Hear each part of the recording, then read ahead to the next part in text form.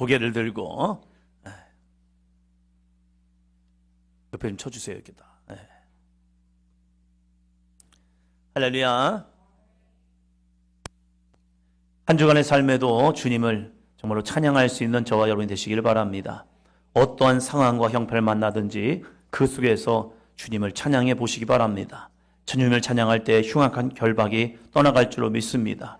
우리를 억누르는 어둠의 권세가 예수 그리스도의 이름으로 떠나갈 줄로 믿습니다.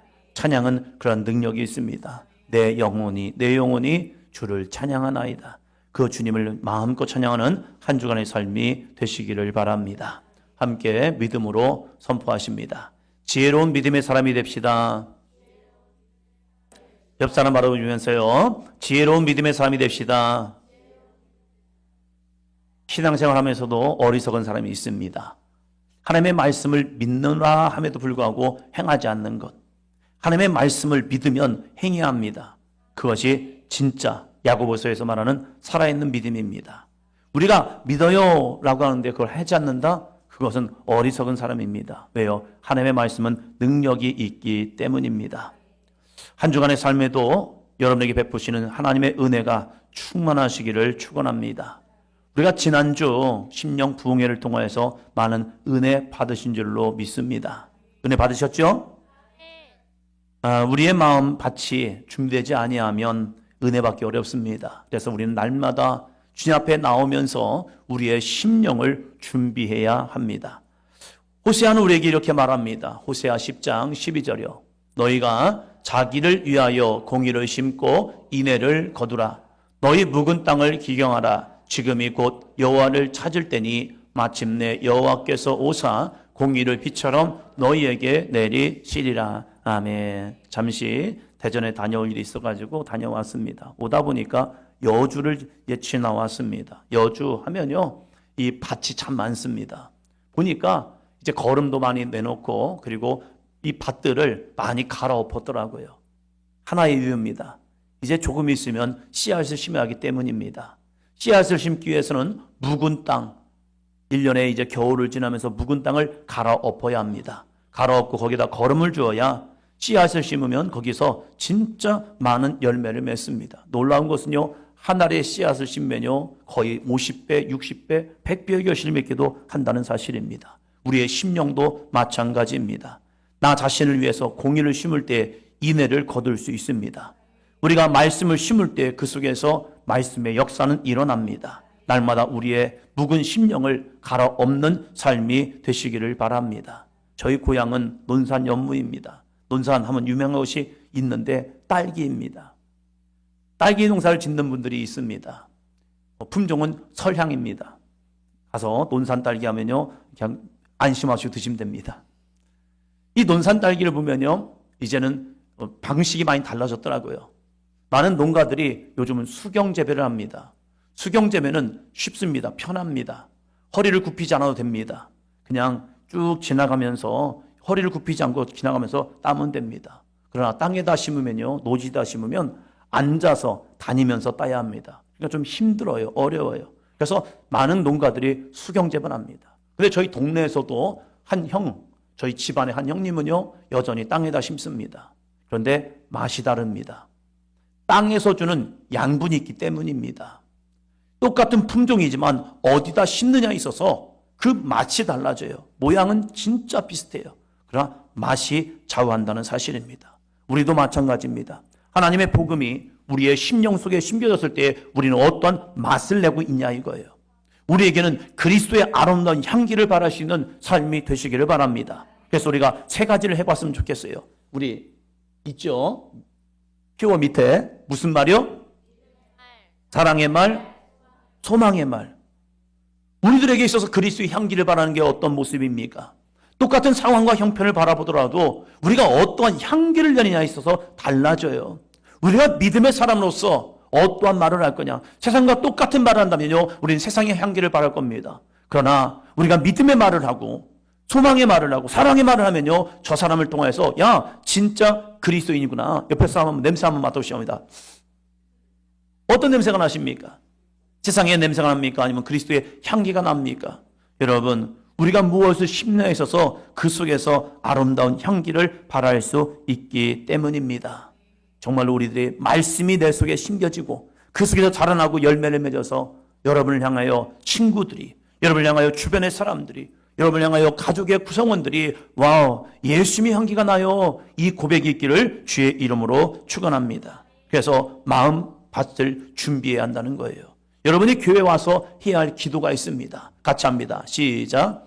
오늘 말씀이 제게 살아있는 말씀이 되게 하시고 어떤 말씀이 선포되든 은혜로 받아들이게 해주세요. 여러분 교회 와서 기도할 때 이게 참 중요해요. 은혜 받게 해주세요. 이것도 좋아요. 그러나 오늘 말씀이 나에게, 제게 살아있는 말씀, 그래서 우리의 심령과 골수를 찔러 쪼개서 우리를 의의 길로, 선한 길로, 믿음의 길로 인도해야 합니다. 그래서 때로는 격려의 말씀, 위로의 말씀, 축복의 말씀도 필요하지만요, 때로는 책망의 말씀도 필요합니다. 우리를 바른 길로 인도한 것이 하나님의 말씀입니다. 따끔한 말씀이 내 안에 들려져야 합니다. 그때 우린 오해하면 안 됩니다. 시험 들면 안 됩니다. 낙심해도 안 돼요. 선포되는 말씀으로 은혜 받기를 축원합니다. 그래서 오늘은 제목을 이렇게 정했습니다. 같이 합니다. 지혜로운 사람. 옆에 사람 보면서요, 지혜로운 사람이 됩시다. 어떤 사람이 지혜로운 사람인지 예수님께서 오늘 우리에게 말씀하고 있다는 사실이에요. 마태복음 5장부터 7장까지를 산상수훈이라고 말합니다. 예수님께서 산에 올라가셔서 정말 우리에게 정말로 주옥 같은 말씀하셨다 해서 산상수훈, 너무나도 유명한 말씀이죠. 이 산상수훈의 시작은 팔복으로 시작합니다. 마음이 가난한 자는 복이 있나니 천국이 저들의 것이며 하면서 누가 하나님의 은혜와 복을 누릴 것이냐, 이 부분을 이야기합니다. 그러다가 이제 우리가 어떠한 신앙생활을 하느냐, 신앙생활의 참된 모습을 우리에게 전해주고 또한 기도에 대해서 말씀해 주십니다. 기도는 이렇게 하는 거야 하면서 기도를 말씀하셔요. 여러 가지 가르침을 주었습니다. 이 예수님의 가르침을 보면요, 사람들이 놀랐습니다. 와. 왜요? 예수님의 가르침이 권위 있는 자들이나 서기관 같지 않았다는 거예요. 그 말씀에 정말로 살아있는 말씀처럼 그들에게 쏙쏙쏙 들어왔다는 사실이에요. 그래서 사람들이 이렇게 말합니다. 은혜 받았어요. 또 사람들이 이렇게 말합니다. 감동을 받았어요. 사람들이 그 모습을 보니까 감동을 받고 은혜를 받는 것 같아요. 그러면서 예수님께서 이 7장 마지막 부분에 있어서 우리가 신앙생활하면서 은혜 받는 것 중요해요. 감동받는 것 중요해요. 그런데 거기서 멈추지 말고 지혜로운 사람이 되어라. 어리석은 자가 되지 마. 지혜로운 사람이 되어야 해요. 그러면서 지혜로운 사람이 누구고 어리석은 사람이 누구인가를 우리에게 말씀하고 있다는 사실입니다. 오늘 저와 여러분이 어리석은 인생이 아니라 지혜로운 사람이 되기를 주의 이름으로 축원합니다. 감동으로 끝나고 은혜로 끝나면요, 그 사람을 어리석은 사람이래요. 그러나 하나님의 말씀을 지키고 행하는 사람을 지혜로운 사람이라는 거예요. 우리 모두에게 이 거룩한 영적, 육적 지혜로움이 충만하기를 축원합니다. 첫째요. 첫째, 같이 합니다. 지혜로운 사람은 말씀을 행하는 사람입니다. 지혜로운 사람은 누구냐? 말씀을 행하는 사람이래요. 예수님께서 엄중하고 도전적인 말씀을 합니다.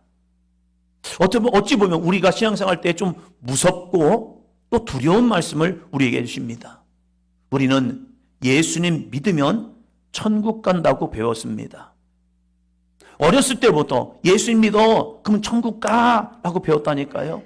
그래서 우리는 예수님을 뭐라고 고백합니까? 주님이라고 고백을 하죠. 주여, 주여, 해보라고. 그래서 주여, 주여를 고백하게 만듭니다.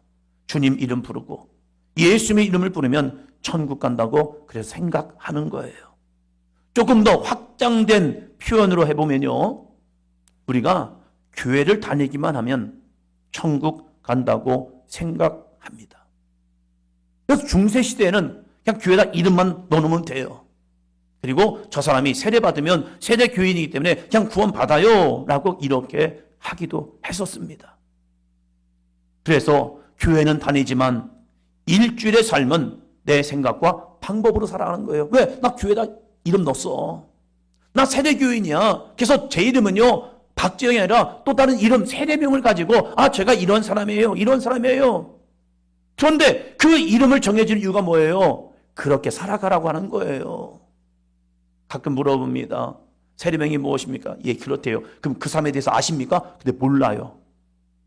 자기가 세례명을 받아놓고도 불구하고 그 사람이 어떤 사람인지 모르는 경우도 있더라고요. 그럼 왜 받아요? 우리에게 이름을 준다는 것은 그 사람같이 살아가라는 거예요. 우리에게 있어서 예수 그리스도의 사람이 된다는 것은 그리스도를 닮아가는 삶이 되어야 합니다. 우리가 예수님을 다 닮을 수는 없지만 더 닮아가기 위해서 신앙생활, 믿음생활을 해 나가는 거예요. 옆에 사람 보시면서요, 예수님을 닮아갑시다. 입술을 열어서요, 예수님을 닮아갑시다. 예수님을 다 닮을 수는 없어요. 어떻게 우리가 예수님 같은 그분을 다 닮을 수가 있겠어요? 그러나 그분을 더 닮아가기 위해서 날마다 우리의 십자가를 지고 믿음으로 전진하는 거예요. 그러다 보면 누군가 이렇게 말합니다. 당신 예수님을 닮아갔어요. 당신의 모습에서 예수님이 느껴져요. 당신의 말 속에서 예수님이 나타나네요. 라고 한다는 거예요. 그런데 예수님은 교회를 그냥 다니든 그냥 입술로 예수님을 고백하는 그 사람들에게 무서운 경고를 하고 있다는 거예요. 21절입니다. 21절. 나더러 주여 주여 하는 자마다 다 천국에 들어갈 것이 아니요 다만 하늘에 계신 내 아버지의 뜻대로 행하는 자라야 들어가리라. 예수님 당시에 예수님을 따르는 많은 사람들이 있었습니다. 그 사람들은 예수님을 주여 주여 라삐여 하면서 예수님을 불렀습니다. 그런데 예수님은요, 여러분들이 나를 향하여 주여 주여 한다고 다 천국 가는 게 아니에요. 천국 가는 것은 하늘에 계신 내 아버지의 뜻대로 행하는 사람, 그 사람이 천국에 들어간답니다. 잘 들어보세요. 천국에 들어가는 사람은 입술의 고백으로 끝나는 것이 아니라 삶의 고백. 삶의 고백이란 것은요, 하나님의 말씀을 붙들고 그 말씀과 씨름하는 자, 내 힘으로는 되지 않지만 주님 나에게 힘 주셔서 이 말씀대로 한번 살아가 보고 싶어요. 주님의 십자가를 내가 지기에 감당할 수 없지만 그 십자가를 주었을 때에 아멘 순종할 수 있는 믿음이 나에게 있게 해주세요. 그래서 말씀에 순종하는 사람이 천국에 들어간다라고 말합니다. 여러분, 거듭나지 않으면 천국에 들어갈 수 없다고 예수님 말씀하셨죠. 거듭난다는 것이 무슨 말입니까? 거듭난다는 것은요, 따라합니다. 내 생각과 방법, 의지로 살던 삶에서 하나님의 말씀이 힘들어도 어려워도 귀찮아도 순종하는 것입니다. 할렐루야. 때로는 하나님의 말씀을 지키는 것이 힘들 때가 있죠. 어려울 때가 있죠. 그보다 더 무서운 적이 뭔지 아십니까? 귀찮음인 거예요. 힘들 때는 믿음을 잘 지켜내는 사람이 있습니다. 어려운 문제가 생겼을 때 주님을 붙드는 사람이 있습니다. 그런데 귀찮음이 이 시대에 큰 영적 문제인 거예요. 귀찮거든요. 어쩌면 귀찮거든요. 한 번은 믿음생활 열심히 하는 권사님이 부목사 시절에 저녁 예배를 안 나오신 거예요. 여러분, 어쩌다 한 번 저녁 예배 안 나올 수 있죠? 다 잘 나오시나 보네요. 어쩌다 한 번 저녁 예배 안 나올 수 있단 말이에요. 주일날. 그래서 그냥 안 나오셨나 보다라고 생각했어요. 근데 그 다음 주에도 안 나오시는 거예요.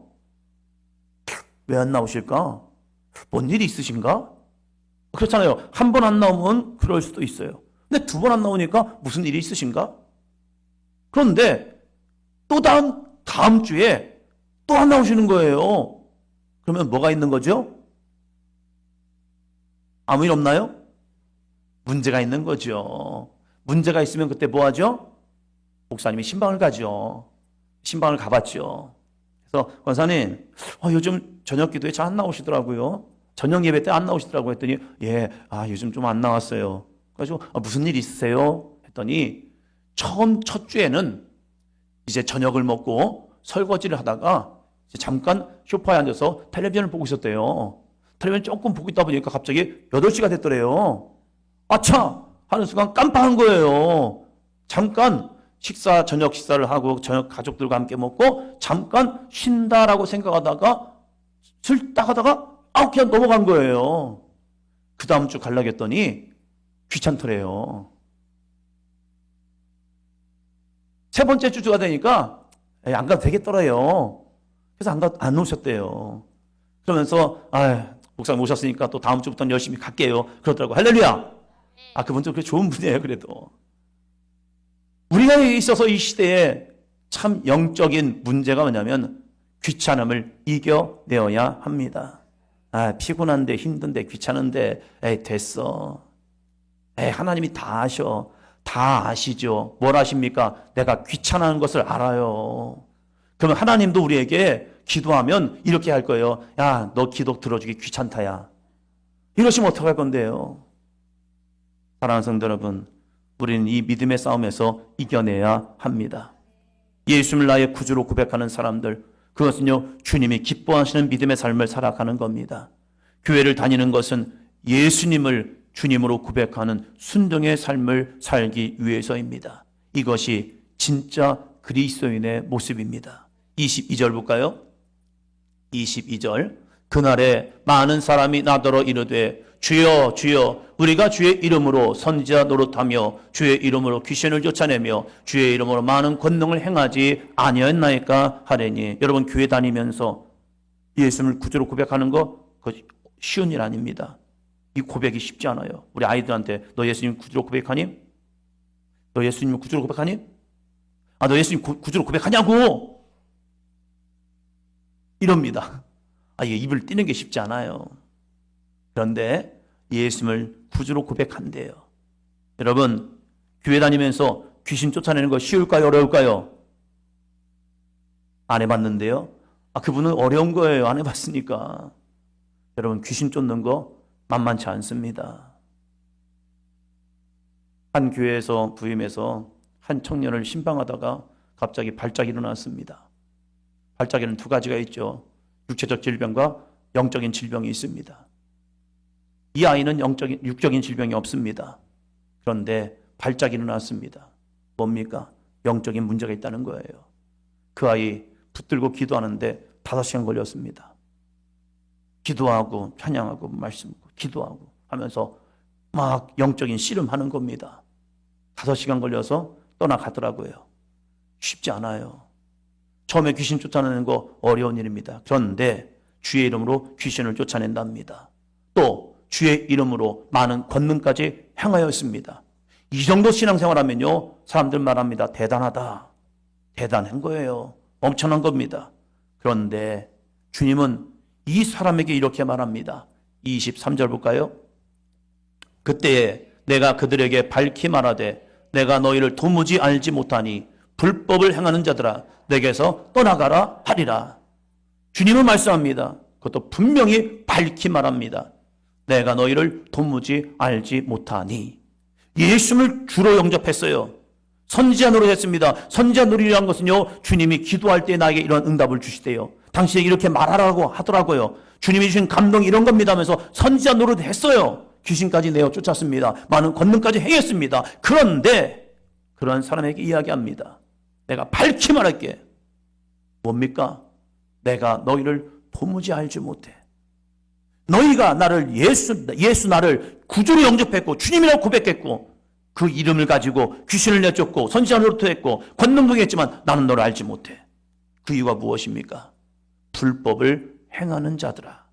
불법을 행했답니다. 주님이 말하는 불법은 무엇입니까? 말씀에 순종하지 못하는 불순종의 모습이라는 사실입니다. 사랑하는 성도 여러분, 그래서 우리는 순종의 삶을 살아가야 합니다. 순종은 하나님의 뜻대로 행하는 것. 내 생각을 내려놓고 내 방법 내려놓고 내 의지 내려놓고 주님이 말씀하신다면 아멘. 그럼에도 불구하고 아멘 할 수 있는 믿음입니다. 한번 더 합니다. 아멘. 이게 믿음이라는 거예요. 이게 주님이 가라면 가고 서라 하면 설 수 있는 믿음. 내가 하고 싶지만 하나님이 하지마 하면 멈출 수 있는 믿음. 나는 하기 싫어도 불구하고 주님이 하라 하면 아멘. 내 의지가 아니에요. 왜요? 예수님이 나의 주인이시기 때문입니다. 둘째 볼까요? 둘째, 우리는 말씀에 순종하는 지혜로운 사람이 되어야 합니다. 하나님의 뜻대로 행하는 지혜로운 사람은 어떤 사람이냐 이거예요. 24절로 25절입니다. 그러므로 누구든지 나의 이 말을 듣고 행하는 자는 그 집을 반석에 지은 지혜로운 사람 같으리니 비가 내리고 창수가 나고 바람이 불어 그 집에 부딪히되 무너지지 아니하나니 이는 주초를 반석 위에 놓은 까닭이요. 아멘. 여러분, 믿음의 사람에게도 문제는 일어납니다. 시험거리 일어납니다.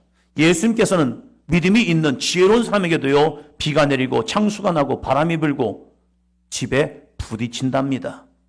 이것을 우리들의 모습으로 한번 생각해 보면 예수님 잘 믿어도 질병이 옵니다. 경제적 어려움이 일어나기도 합니다. 자녀와 배우자의 문제가 생깁니다. 사람과의 관계에서 어려움을 당하게 됩니다. 누구에게도요? 믿음 있는 사람에게도요. 참 힘들고 어려운 일들이 일어납니다. 믿음의 집에 반석 위에 지은 사람은요, 그러나 신앙이 무너지지 않아요. 질병 때문에, 사람과의 관계 때문에, 경제적인 어려움 때문에 여러 가지 문제가 일어난다 해서 우리의 믿음이 흔들리지 않는다는 거예요. 왜요? 반석 위에 집을 졌기 때문입니다. 반석은 무엇입니까? 큰 바위인데 그 큰 바위 위에 이 집을 져놨기 때문에 비는 맞아요. 바람은 맞아요. 창수가 나요. 그러나 이 반석이 우리를 지탱해 주기 때문에 흔들리지 않는다는 사실이에요. 할렐루야. 반석이 무엇입니까? 큰 바위 대신 우리의 피할 바위가 되신 예수 그리스도입니다. 예수 그리스도가 내 중심에 서 있으면요, 우리는 그러한 문제를 만나도 흔들릴 수 있지만 넘어지지 않는다는 사실이에요. 지난주에도 말씀드렸죠. 오뚜기는 넘어져도 일어섭니다. 왜요? 그 중심이 있기 때문에 그래요.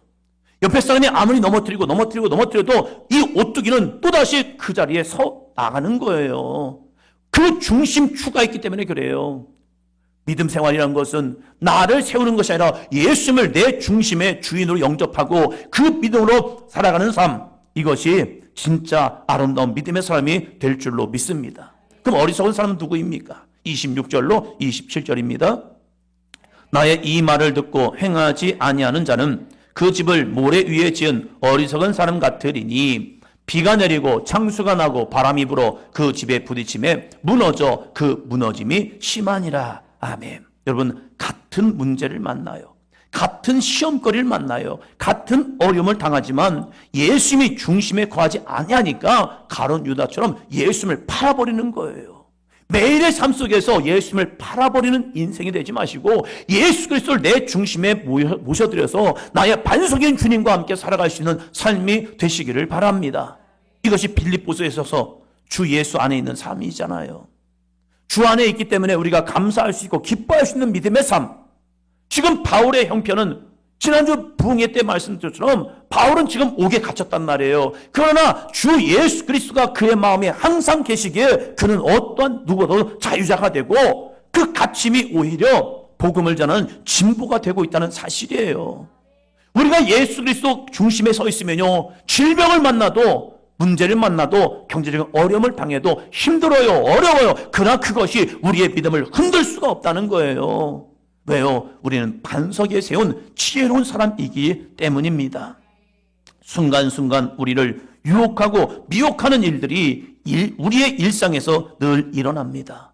이때마다 우리는 예수님을 중심에 두어야 합니다. 그러면 예수님을 중심에 둔 삶은 어떤 삶이냐 이거예요. 우리가 예수님을 내 중심에 둬야 합니다. 예수님을 나의 반석으로 삼아야 합니다. 우리는 그분 위에 서야 합니다. 그 말씀에 서야 합니다라고 하지만 그럼 그게 어떠한 삶이냐 이거예요. 이 모습이 있으면 그 삶은 예수님 중심의 삶입니다. 자, 같이 한번 합니다. 예수님이라면 어떻게 하셨을까? 문제를 만났을 때, 상황을 만났을 때, 질병을 만났을 때, 내가 사고를 만났을 때 예수님이라면 어떻게 하셨을까? 이 문제 앞에서, 이 질병 앞에서, 이 사건 앞에서, 이 환난 앞에서 예수님이라면 어떻게 하셨을까? 그러면서 이러한 사람은 하늘에 계신 아버지, 하나님의 뜻에 순종합니다. 때로는 죽음의 길로 갈 수도 있어요. 때로는 고통의 현장 속에 머물 수 있어요. 그러나 그 속에서 하나님의 은혜를 구하는 겁니다. 요셉은 형들에게 있어서 팔려갔잖아요. 노예가 되었잖아요. 억울한 옵살이를 하잖아요. 그런데 그는 하나님의 뜻을 구합니다. 하나님의 뜻을 구하니까 그 현실에서 원망하거나 불평하지 않아요. 나에게 맡겨진 일에 최선을 다하여 살아갈 뿐입니다. 그리고 그 속에서 뭐합니까?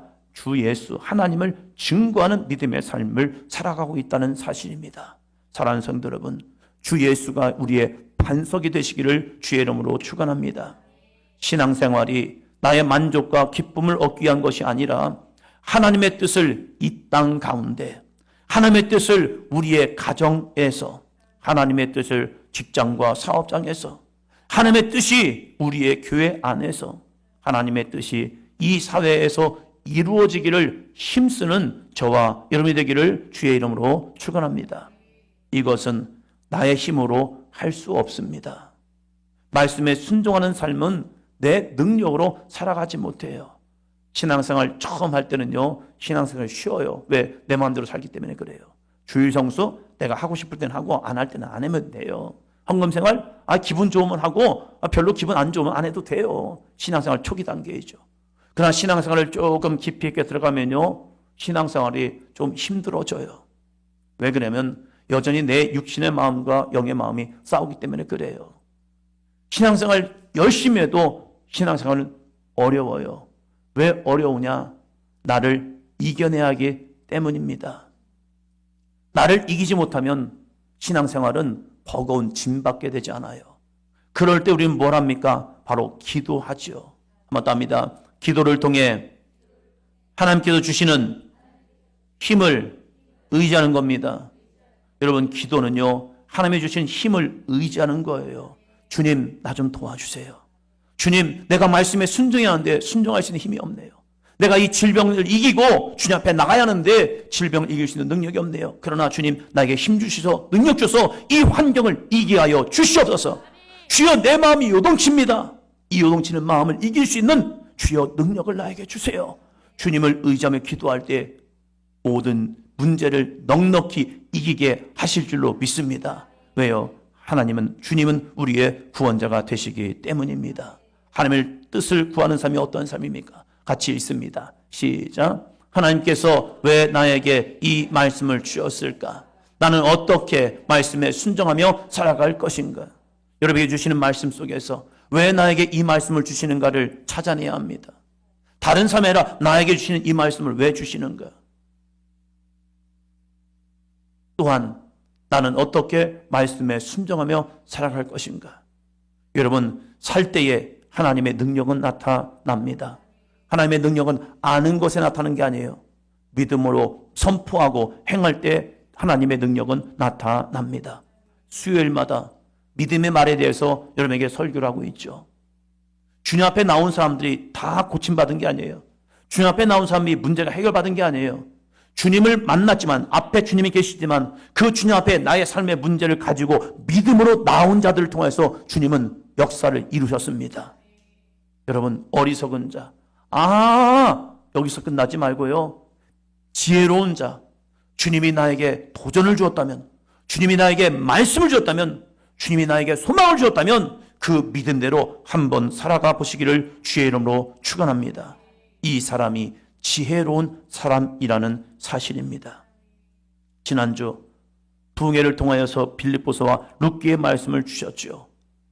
이 빌립보 말씀을 통하여서 행복한 삶, 순례자의 길을 보여주었고, 룻기를 통하여서 실패한 인생이 아니라 그들의 주님 앞에 돌아옴을 통하여 새로운 길이 주어졌고, 그 새로운 길 속에서 새로운 비전이 그들에게 주어졌죠. 우리는 주님 안에 있으면 실패하지 않습니다. 우리에게 또 다른 길을 주실 뿐입니다.